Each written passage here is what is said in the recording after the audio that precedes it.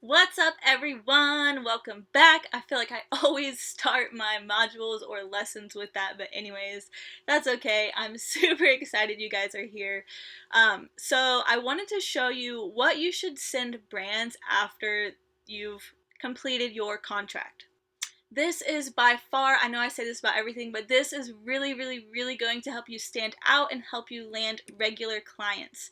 So it's going to better your chances at getting rehired because they're going to, when you send this, first of all, it's super sweet. As you can see at the bottom, I have like, thanks again, like a sweet little message. They're going to remember you if you send this as opposed to someone who just does the work, gets paid, that's it, never hear from them again.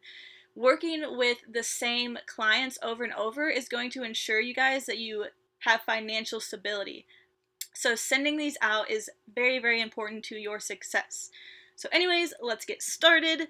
So you should send this out 1 to 2 weeks after you completed your contract. Send out a thank you and the stats on how your post performed. So what this should include is photos of the campaign or the photos that you took for them. I like to make mine like kind of themey. As you can see, this is like red and grays, just so it kind of matches. It looks well, it's pleasing to the eye. You can do this all on Canva. Um, anyways, so yeah, you want to include the photos you took for their ads or campaigns. You want to include social media stats. So I have a little screenshot in the top right corner of how the post performed. You guys can find this in your Instagram yourselves. I think it's in like Post Insights or something like that. And then on the other side, on the left side, I have like written out likes, comments, saves, impressions, profile visits, just to reiterate it again.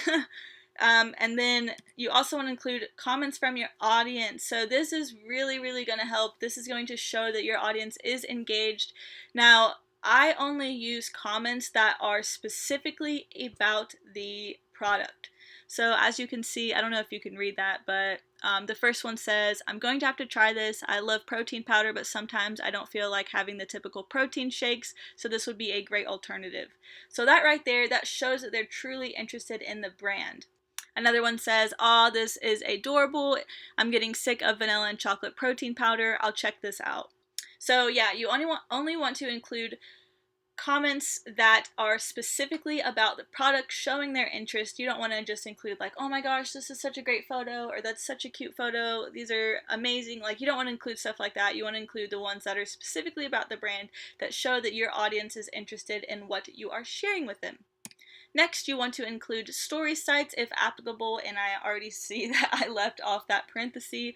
But yeah, I did 5 story posts for this brand, so I did a little screenshot of the cute little story posts that I did, and then I showed the stats on the story posts. So the story views, I always just use the first story because obviously that gets more views.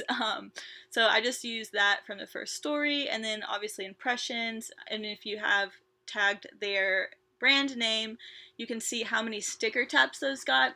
Now I combine this from all the 5 slides that I did, so 109 people tapped on the sticker on their little name and went to their profile. So that's what that means. You want to make sure you include that if you did stories for the brand. At the end, you want to include a thank you, a sweet little message. Thank you so much for choosing me for this campaign. This was such a fun project, and I would love to work with you again soon. Please contact me if anything comes up. That would be a great fit. Best wishes, Chas at Through the Lens.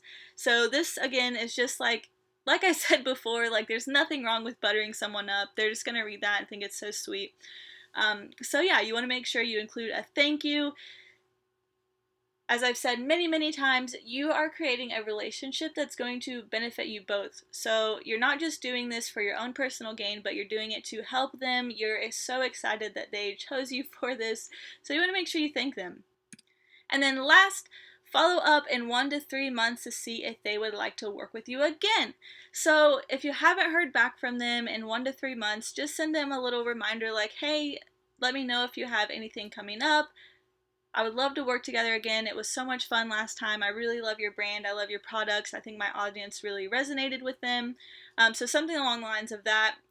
If they've worked with you before, you're definitely going to stand out to them, and they would rather work with someone who they know and trust than someone new who they're not really sure how everything's going to perform or how well they're going to do, or if they're even going to complete the contract. I've heard from the friends that I've made that it's crazy how many influencers they'll send free stuff to and they just won't ever hear back from them again, even if they've signed a contract. So yeah, this is a really great way to just ensure that you guys can get continual clients, sustainable income. So yeah, I hope you guys found that really helpful. Again, you can make these on Canva.